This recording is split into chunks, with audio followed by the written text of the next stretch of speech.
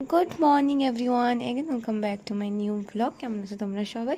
তো আজকে সকালবেলা ঘুম থেকে উঠে এত সুন্দর একটা ওয়েদার দেখে আমার মুডটা খুব ভালো হয়ে গেছিলো। অনেক দিন পর রোদ দেখলাম।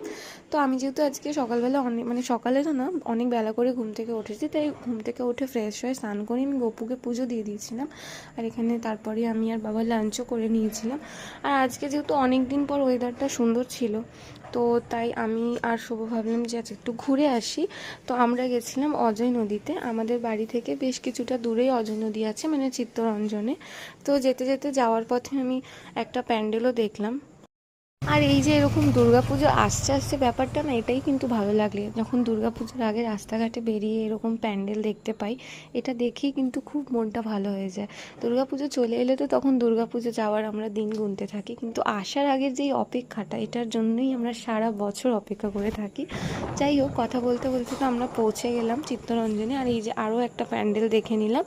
তো অলমোস্ট আমরা পৌঁছেই গেছি। আর হ্যাঁ, এটা হলো আমাদের চিত্তরঞ্জন। চিত্তরঞ্জনে গেলে কিন্তু এমনি মুড ভালো হয়ে যায়।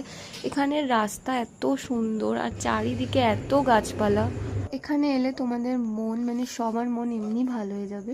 তো যাই হোক, গল্প করতে করতে তো আমরা পৌঁছে গেলাম অজয় নদীতে। আর ওখানে গিয়ে তো আমি দেখলাম অজয় নদীতে প্রচণ্ড জল। একটা পাথরও অজয় নদীতে দেখা যাচ্ছে না। তোমরা সবাই জানো যে অজয় নদীতে অনেক বড় বড় পাথর থাকে, সব ঢেকে গেছে, ওই জন্য আর আমরা কাছে যাইনি। অন্য টাইমে গেলে আমরা পাথরে গিয়ে বসি। তো এখানে শুভ ভাবছিল আমি বোধহয় ফটো তুলছি, তাই জন্য পোজ দিচ্ছিল আমার সাথে। তো আমরা বেশ কিছুক্ষণ এখানে বসলাম, গল্প করলাম। আর তারপরেই আস্তে আস্তে অন্ধকার হচ্ছিল। তো এখানে অন্ধকার হলে বেশিক্ষণ বসতে দেয় না। তো অন্ধকার হওয়ার আগেই আমরা বেরিয়ে গেছিলাম ওখান থেকে। আর ওখান থেকে বেরিয়ে আমরা চলে গেছিলাম একটু ফুচকার দোকানে ফুচকা খেতে। তো এখানে একটু ফুচকা খেয়ে নিয়েছিলাম। আর খাওয়ার পরে দুই মায়ের জন্য নিয়ে নিয়েছিলাম একটু চাট। তারপরে আমরা চলে যাচ্ছিলাম বাইরের দিকে। আর এখানে তোমরা দেখতে পাচ্ছ এই রাস্তাটা বন্ধ করলি কেন? সামনে কি আছে কিছুই দেখা যাচ্ছে না, লাইটটা জ্বালা জন্য শুভ ইচ্ছা করে স্কুটির লাইটটা বারবার অফ করে দিচ্ছিল। সামনে থেকে কেউ আলোর জন্য দেখাও যাবে না, যে সামনের লোকগুলোকে দেখতে পাচ্ছি।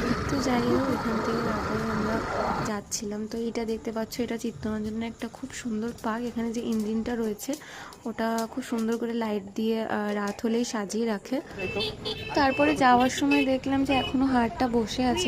আমাদের এখানে শুক্রবার আর সোমবার করে একটা হাট বসে। তো তারপরে আমরা চলে গেছিলাম একটু চপের দোকানে চপ নেবো বলে। আর নিয়ে তারপর বাড়ি চলে গেলাম। আর বাড়িতে গিয়ে দেখছি রুডিয়ানা বাইরে গেটের সামনে বসে আছে, ওয়েট করছে কখন আসবো আমি। তো তারপরেই বাড়িতে গেলাম। আর বাড়িতে গিয়ে দেখলাম যে মা চা বানিয়ে রেখেছিল, তো একসাথে দুজনে বসে চা খেলাম। আর তোমরা সাইড থেকে যে আওয়াজটা পাচ্ছ ওটা রুডি।